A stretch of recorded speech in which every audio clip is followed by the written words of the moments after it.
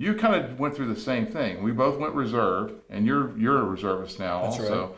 But you lost all that, and all of a sudden, boom, COVID-19. How does that make you feel? I mean, you're head of a household and everything. Well, yeah. I mean, it's tough on all Americans right now, and we're in the ranching business and worked cattle last week and trying to still continue on that, and so I think the perspective right now is we're kind of back to some basics, and there's a lot of people that are struggling out there, and we're trying to we're trying to do our small part. If my hair doesn't look as short as it should right now, it's because I didn't get a haircut last week, but I still tried to send that payment in. I never get any haircuts myself. I mean, well, I can point you in the right direction, but it's things like that, trying to send in that haircut payment even if you didn't get it, and that's tough to do when we're all trying to get by. But so you're paying your barber.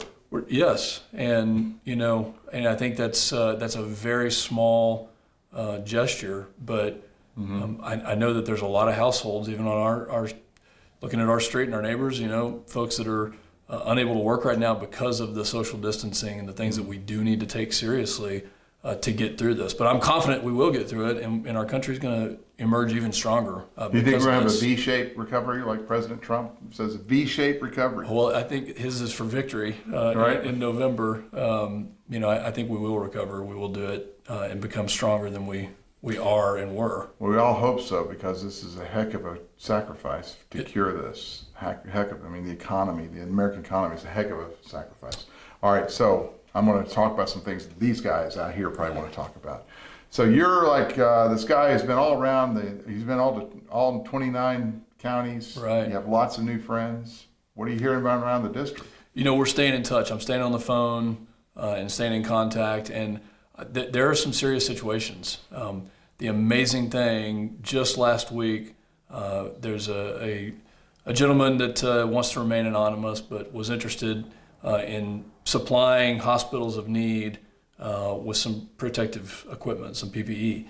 And so our campaign, as we've transitioned to try to make those connections and serve the communities, has hooked him up. So you're no longer campaigning, you've kind of turned it into... We've really turned it into, if you look at our webpage, it's solely focused on mentioning the links to each of the 29 counties, the links to the federal, the organizations that are able to help the small businesses and provide information. And so this was a perfect opportunity. He contacted us, asked us if we knew any hospitals that needed this equipment, and we did. Have you kept all of it? I mean, your campaign staff's pretty small, but have you kept them all employed? No, we've downsized a little bit, just like I think is normal through this. But we're still working hard to serve and to make those connections and to put people in touch. And whether it's food drives, there was an amazing thing that happened right here in San Angelo. San Saba 2 weeks ago lost their only grocery store, and you guys ran a story. Right, the Lowe's grocery store. Right. So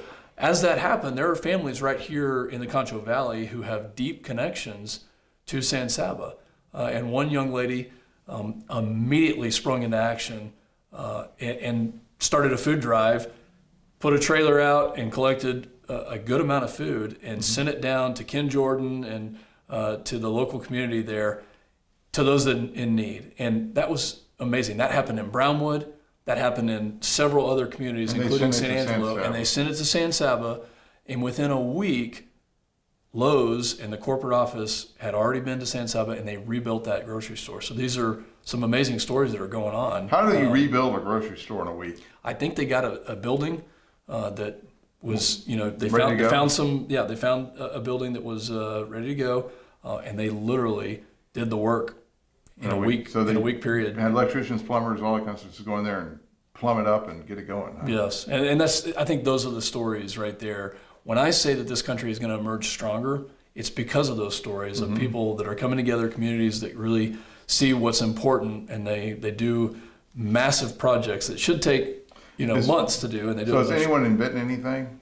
Have you heard of any inventions? Well, as a matter of fact, that's a lead-in question. I have, and as we talked about earlier, there are some great stories of innovation. One of them right here, Principal LED with Blake and Brian Vincent, who produce goods lights that go all over the world. Right. And that is happening right here in San Angelo. They're like the lights that are behind the commercial signs. That's right. Chili's. LED lights. And so they have retooled their manufacturing to produce this UVC, ultraviolet C. It's part of the electromagnetic spectrum, where it sanitizes almost 100% of the bacteria found in hospitals. And so they are retooling their factory that's located right here in San Angelo to be able to produce those, and are currently taking orders for those that will be used in hospitals and a number of places. But it's a handheld UV light that you can basically scan over a surface. And I saw you guys right before we did this interview cleaning this surface right here. You could take that light and basically disinfect all of the bacteria that is on this surface with a handheld light. So those are the kind of things that they didn't have to do that, but they saw a need because of COVID-19 where they wanted to help with the solution and be a part of the solution, and they've retooled their factory right here to be able to get those out to the community. So Principal LED doing some great work. Anything else? Have you seen anything like you talked about the food drive in Midland, didn't you? And then is there anything else that you heard? Yeah, I mean there's folks all over. I mean there's dozens of stories of people that are doing great things. We got a blood drive going on. That's right. We're going to go. My wife and I are going to go participate in that today. It's Angelo blood drive across the street at the at the blood bank. And I think that's a way that you can still maintain your social distancing. You're in those within those bounds and still help the community.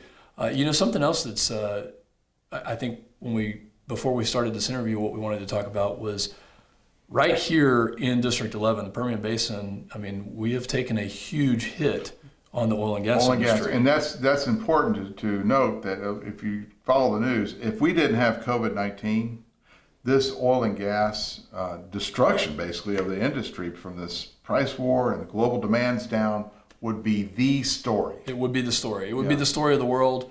COVID-19 has made it even worse. Right.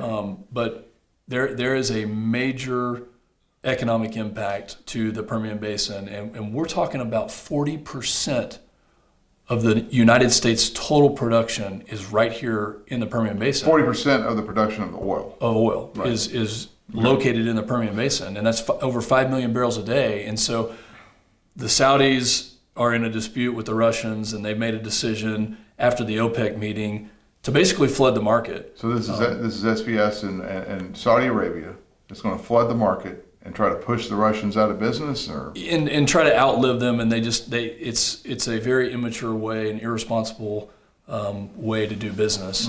And so there's internal politics that are going on there, but the net result of this is that there is way too much supply worldwide.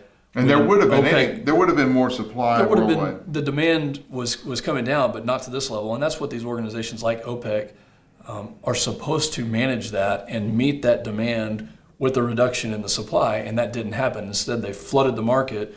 And so oil prices at $20 a barrel, this is a national security issue because that's going to force the independent producers, the ones that are innovative, that are coming up with new techniques, that are producing oil at $50 or $60 a barrel, which is sustainable for our economy and sustainable for the consumer, but it also allows these producers to get 5 million barrels a day and be energy independent, which is national security. So because they've done that, now it's driven the price down to in the 20s. So your independent guys, and there's a lot of little small oil field companies that they were complaining about, 6 months ago that there's too much debt out there, right? There's too much speculation going on, so the banks were pulling back. So they're already getting hurt. They're already feeling and this is just adding a whole new layer, which will drive our capacity to actually produce way down. And so this afternoon, the president is meeting with some of the major companies, Exxon and some of those types. But then we have organized, our campaign has been instrumental in organizing a call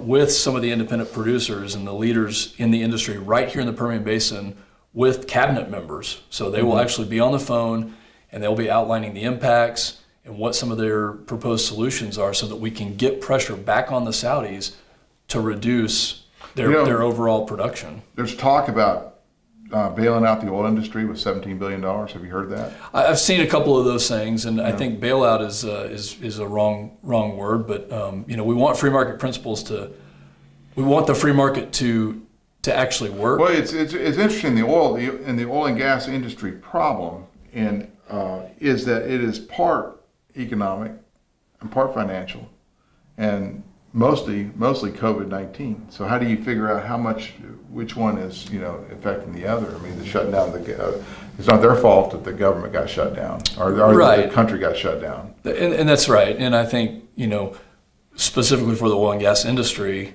that this is a strategic asset. This is important to our country. It's so you're saying security. that we pay money.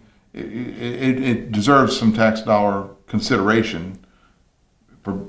I'll call it bailout. It's a bailout. Well, there are I mean, there are small businesses. There are small businesses that are oilfield service businesses that are being impacted right now. What about the people that say, well, that's okay, they'll consolidate, let ConocoPhillips gobble them all up?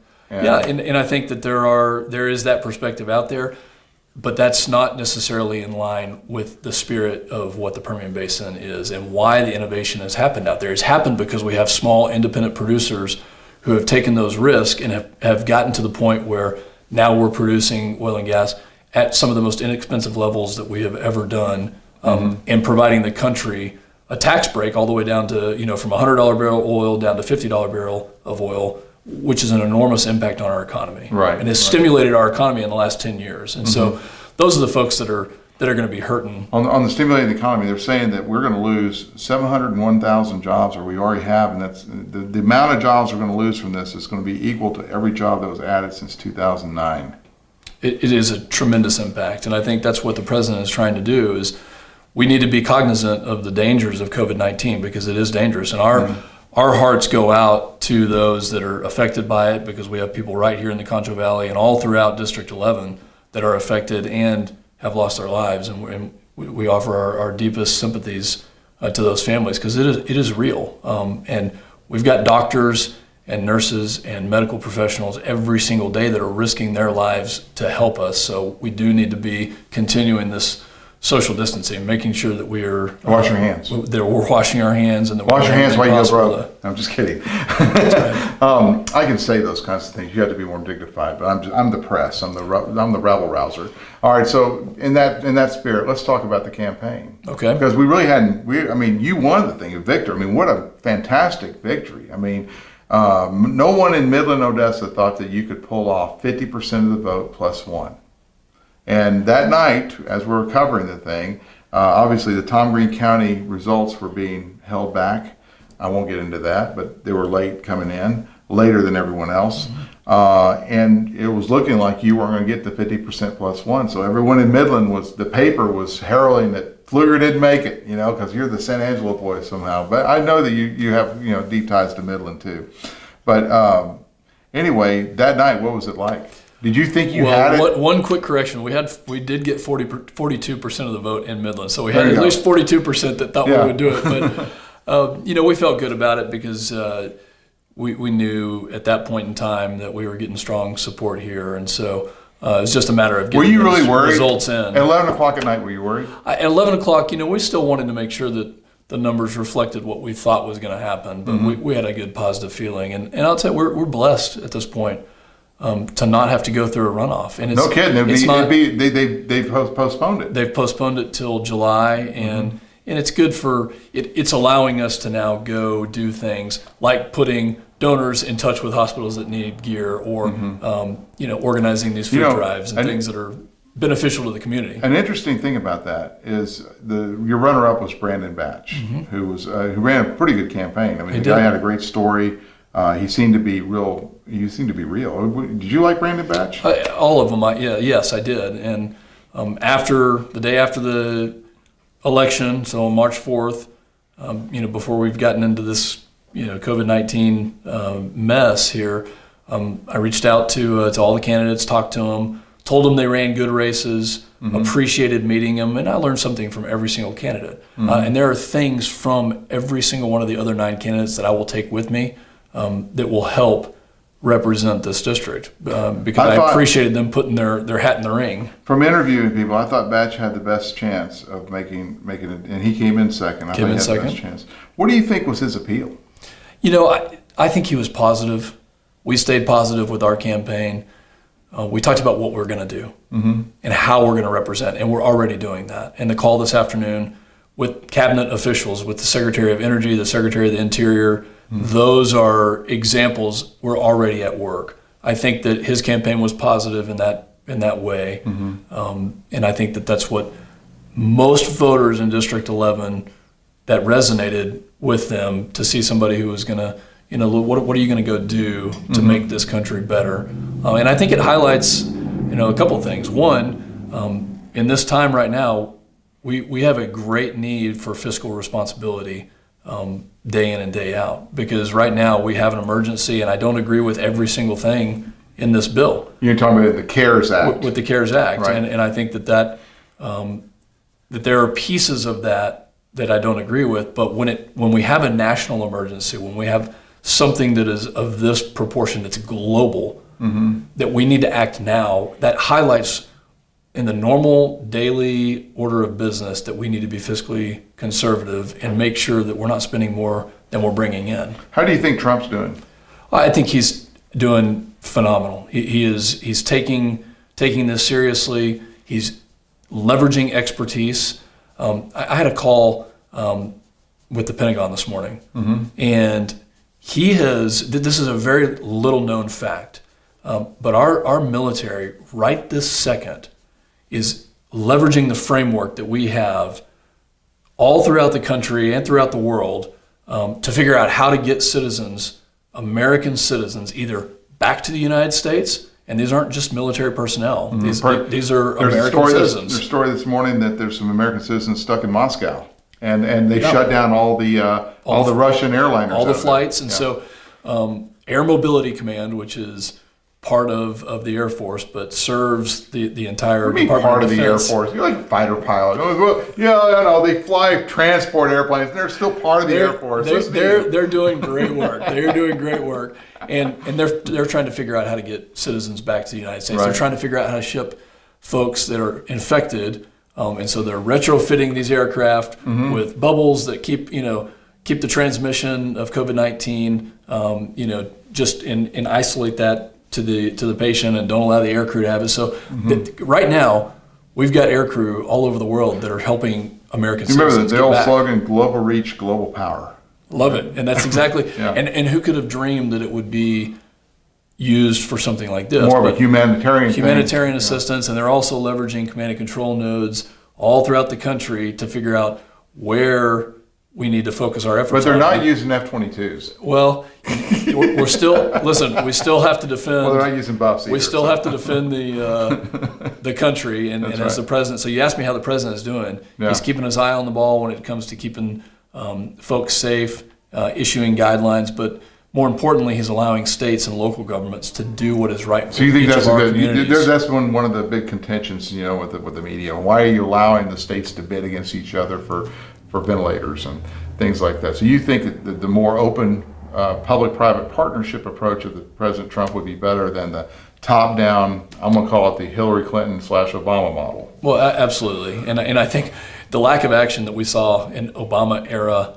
administrations with things that were similar to this, maybe not with the exact gravity of this, but the president is really leveraging his network of all governors, not just Republicans, but Republicans and Democrats, and he's putting partisan politics aside in a way that I think is exactly the right call to let the states and the local governments do what is best. Because San Angelo, Texas, and Midland, Texas, and the Odessa, places like that are not. They shouldn't be handled in the same way that Los Angeles and New York are handling themselves. So the president realizes that, and he's allowing them to make their own decisions. Right. I was going to. There was something that was. I can't remember what I was going to say. So you think Trump's doing a good job? And here's my take on it. I think what Trump is doing is he is kind of like taking the barrage of all the criticism that would have gone to Pence and all the doctors back there. He's taken all the criticism and all the flack and letting them do their job. That's what Trump is doing. He stands up there, he takes all the incoming stuff coming from the news media and the Democrats and everything, and then everyone else can do their job. Yeah, and I think he's providing a framework for the rest of the country to get back to work. Oh, I was going to ask you this. Nancy Pelosi announced that they're going to start investigations on Trump's response to the COVID-19 crisis. Well, of course they are, and it's just another distraction, to what the president is trying to do for this country. And I think when you look at what he has done for the economy, he's very focused on getting this economy restarted and back to work, cognizant of how important it is to keep people safe and healthy. And so there's the country, we're going to have a lot of challenges ahead of us. And I think when he talked about 2 or 3 days ago saying that we're going to have a couple of rough weeks, we are. And as a community, I highlight those stories earlier in this interview to say that he understands how important these communities are. Right. He understands how important what the farmers and the ranchers are doing for this country right this second, because that is a national security issue, that we were able to produce our own food. Can you imagine if we were reliant upon other countries for our food right now? Like Venezuela? You walk into any grocery store right here in the Concho Valley. You can't get any toilet paper. You can't get a lot of things because it goes. Yeah. But at least we're reliant on our country to get those shipments in. We're self-reliant. And we're self-reliant as a country. And so it just highlights how important that is. The president understands that. He is trying to provide a framework for this economy to continue to be productive. If you were to win and make it into Congress, what do you think about this China supply chain issue? I think we as a country and the free market principles that we are facing right now, that is going to be an element that we will take into account. Made in the USA. 20 years ago, the campaign to buy American. Well, it used to be Walmart wouldn't sell it unless it was made in the USA. And when you look at that now, there's an added element to it, which is safety. And I'm going to go back to national security. I keep talking about that, but I think the free market will take that into account, whether it's pharmaceutical products or anything, that the lack of confidence. When we produce something here in the United States, whether it's agriculture goods or whether it's Principal LED that's producing lights, and in the case of handheld sanitizers, UV lights, we know that they're safe. We know that the standards are at the very highest level because Americans have made that. And so I think that, and not to say that we should be building and making and manufacturing every single thing. We'll let those principles work out, but I think the free market will take that into account, and people will think twice about where they want those products, being made. Hey, Manny, do you have any questions or anything? Or has it just been kind of like everyone's kind of like in their quarantine home going? They're watching. We have about 30 folks watching right now. All right. So we want to mention it's sponsored by Macmillan Crop Insurance. Macmillan Crop Insurance, we really appreciate you for sponsoring our interview series because we are an independent news company and we have to pay payroll and things like that. And also Twin Mountain Fence. Twin Mountain Fence, we appreciate you for sponsoring this. Anyone can ask a question. We have them right here. Nothing coming up. Nothing quite yet. Just Well, as we have a little bit of a break, first off, I'd just like to say thank you to everyone for getting out and voting on March 3rd, and for putting your trust and your confidence in our campaign. And we couldn't have done this without the turnout that happened here in San Angelo, which was record-breaking, by the way, for a primary election. Record-breaking turnout, and we realize the responsibility that we're going to have to represent well. And I think this situation right now highlights how important it is to have good representation. And so I would encourage everyone to go to our campaign website at augustpfluger.com and to see the resources that we currently have. Augustpfluger.com. You got to make sure they know how to spell it. All right, so it's August, like the month of August. And then, how do you spell Pfluger? It's a tough one, but Pfluger. How do you remember? When you were growing up, how did you remember how to spell your name? Joe, lots and lots of practice. My goodness, it starts with a P. We've got a 5-year-old. We're teaching her, and she's on it. So, but you can go to that website. You can see the resources that are out there, and we're constantly updating that, adding new resources to help people get to where they need. right now, with what the Small Business Administration is doing, with some of the are you up on all that? Yeah, I mean, we're getting up to speed on it. We're trying to point people in the right direction of how to get help, and that will be really important. The Small Business Development Center, ASU Small Business, they've really taken the ball and run with it. And Dave Erickson over there and his team, that page if you Google Small Business or ASU SBDC and go to their page, it has a COVID-19 resource page. That thing right there has. We'll put a link to that. Step by step on how to apply for all the money. And the way I look at it from a business owner's perspective, every bit of help I can get from the government is a sales lead. So no longer am I just worried about prospecting clients, but I'm prospecting what do they got coming out, because I mean, this CARES Act had so many pages, I don't think anyone knows what's in it. Well, and that is one problem that when we look at the responsibility of representing, making sure that every single page of every bill is understood and read. And but they all say that. Every politician says I think they do, and I think this is why it highlights just how important it is to have that fiscally conservative approach, because when we get into a national emergency, then you need it, and you need it now. Well, on the backside of this, what's going to happen? And we have a booming economy. Maybe we'll make the money back. I mean, maybe Trump's right. We're going to invest in stocks in the airlines, for example, as opposed to just giving them money. And maybe the stocks will grow and the taxpayers will make some money there. But I mean, my goodness, we're talking $6 trillion. I mean, $2 trillion was $2.5 trillion somewhere in there of direct payments, and plus you have the backstop of the Fed.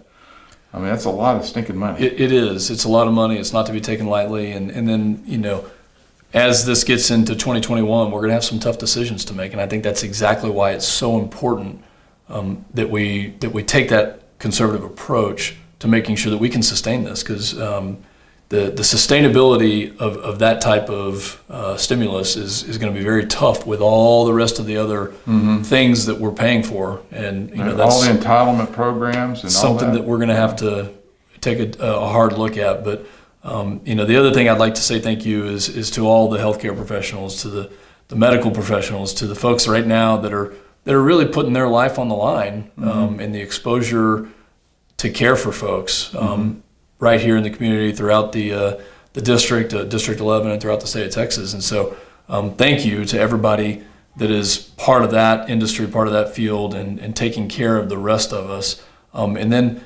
lastly, this is a community effort. Look for ways to help while still being mindful of the distancing, the social distancing that we have.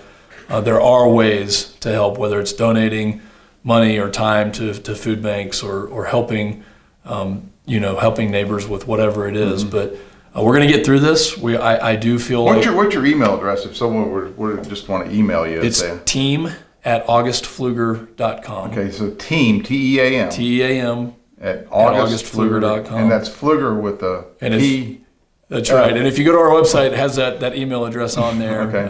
And so, we have transitioned our campaign to helping serve. There's many examples of what we're doing. So there's things that you can use. You can use the I guess the infrastructure of your campaign to highlight people who are doing good things, or who are doing a good thing and maybe they need to do more. Or who could do more if you had other people connecting with them. So you're connecting people. That's right. We're connecting people because we have teams in all 29 counties. Is Brownwood part of the It is. Are you familiar with Teddy's Brew House? I am. Are you? Hey, that, first of all, I'm not an alcoholic, and I'm sure you aren't either, but that's the best beer ever. I have not tried the beer there, but I've met the owners, and we've had an event there, and they, it's in downtown Brownwood, and that's a great place. We flew out there, Mandy and I flew out there to Teddy's Brew House, and I never even heard of it, but they're making hand sanitizer in those big giant beer tons. Another example of extreme innovation at a time of need for the community. Right. It's just, I love it. Is Jeff and who's the other guy there? Wes. Jeff and Wes running Teddy's Brew House there in downtown Brownwood. That was a cool story. And another thing happened was, I think someone saw that report in Abilene. They bought a whole bunch of hand sanitizer for them, for healthcare professionals up in Abilene. So I mean, they're getting lots of good play out of that hand sanitizer. They are, and that's an example. That's just one of many examples that we've seen, and I think really highlights the spirit of this part of Texas, because folks want to help. They instantly retool, rethink, recharge, and get products where they need to go. Right. Anything else? Yeah, I had a question, and August, you're very much in tune with the oil and gas industry out here, certainly with being in the hub in West Texas. What's your message to some of these folks out in Midland, Odessa, out here in San Angelo that rely heavily on that industry, and how is the government kind of seeing this issue, and what are they doing anything to address it right now? That it really was not part of the bill, and there was not much help. Not specific. For no, and it did not include much of the energy sector, and that's why this is so damaging to energy right this second. Is because it included, if you're a small oil and gas company, you still have the PPP program, you still have the disaster recovery SBA loans, but there's nothing specifically there to prop up the oil and gas industry. Right, and so I think it's just to the folks that are in that industry, we are working tirelessly right now to get that message to the White House, to the administration, to continue to put pressure on the Saudis that have interfered with the free market principles in a way that is damaging, the economy and is damaging that industry. And San Angelo kind of sits in the catbird seat of this whole energy thing, and the way it impacts us, because I have to deal with all my clients, our advertising clients. They are all very much impacted by oil and gas, even Absolutely. though they say we have a diversified economy, we have Goodfellow Air Force Base and things like that. The thing is, when the oil and gas is doing well and it's stable, people are buying cars, people are buying houses, people are, the local economy, they're going out to eat restaurants, they're going to buy tickets to shows and things like that. I'm afraid that that's not going to happen if we don't, get something going. We need to fix this thing. No, it is affecting us locally between Midland, Odessa, San Angelo, Brownwood, the whole district, the whole state of Texas is being, but it's also affecting the country and the rest of the world. Right. And, it's one of those things that... And so you say, we can go in there in Congress, my argument would be, it's for you guys that don't have an oil field in your backyard, it's a national security issue. You need Absolutely. to support me on this. And for us, obviously, it's our local economy. Yes, and it's, there's a lot of examples of how it is adding to and has added to the security of this country. Oh, yeah. Not being oil dependent or on the Middle East. Right. And this is the thing, when you look at Saudi Arabia, this is a partner that we support with military and weapons systems, that we support with security because of our presence in the Middle East. Well, they need to start acting like a partner and an ally. And quit hurting us. And quit hurting us with the decisions that they're making. And I think that's what President Trump is trying to get across to them. That's what in a nice way. It needs to be in a firm way. You think so? Absolutely. Yeah. Because we are helping stabilize the Middle East, and we have sent troops over there since 1991. Since the Gulf War, even before 1990, we have stabilized that region in a way that there's a lot of arguments to bring the troops home.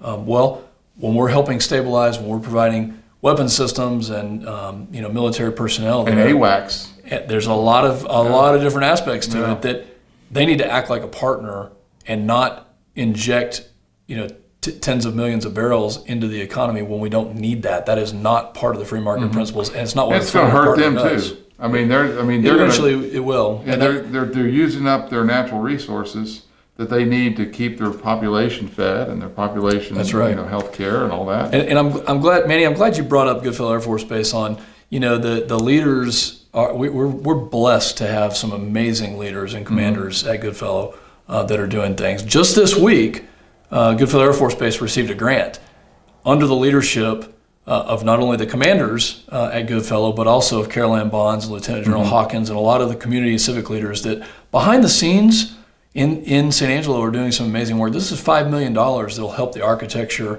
and the communication systems that will allow Goodfellow to train more efficiently and at a higher level. You mean the infrastructure, not the architecture. We're not building nice buildings. It's the architecture of the communications network. Gotcha. Yes. And so, but right now, Goodfellow has some major challenges because they still need to get these students trained and out the door to meet the needs of the worldwide and August, intelligence. I know you don't have to worry about this yet, but they've kicked all the retirees out.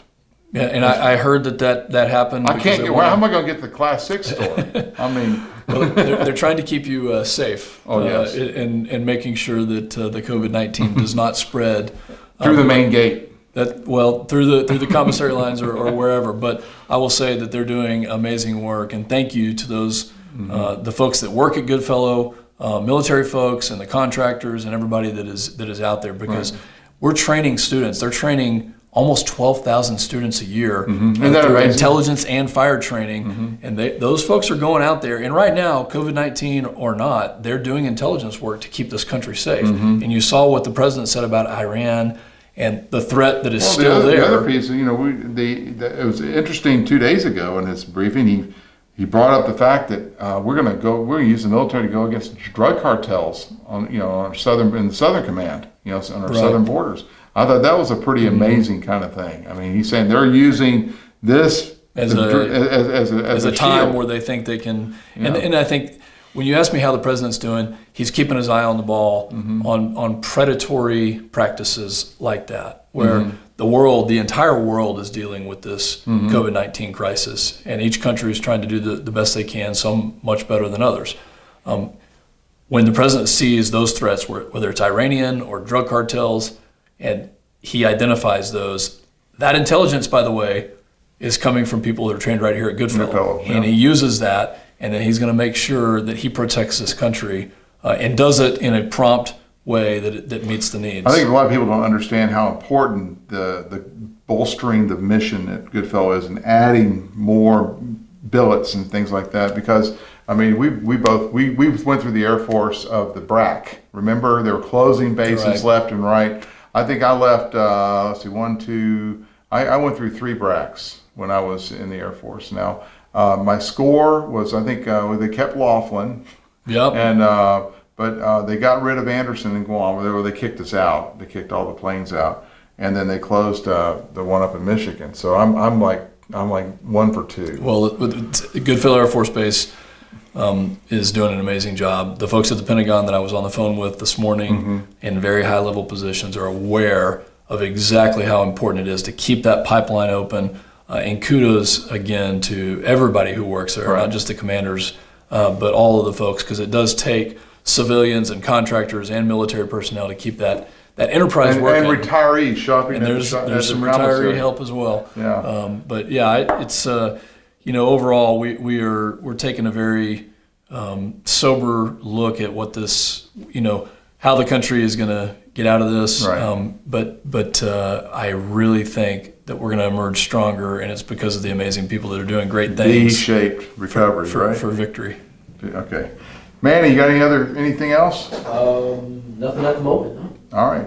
Well, I think we'll just wrap this up.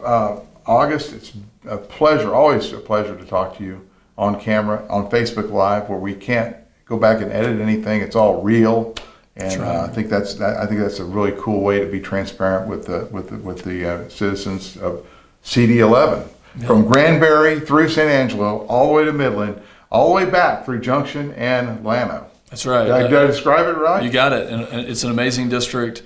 We are blessed. My family and I are blessed and take great responsibility in continuing to run this campaign with the desire to serve a truly incredible district. When is Election Day? Election Day is going to be November 5th, I believe, 4th? Something like that. In the first week of November, Tuesday. First Tuesday in November. Who are you going to vote for president? That should be no secret, Joe. Hey, President Trump will be our president again for another 4 years. Another 4 years of That's Trump, right. huh? Well, thank you very much for joining us. Thanks for having me.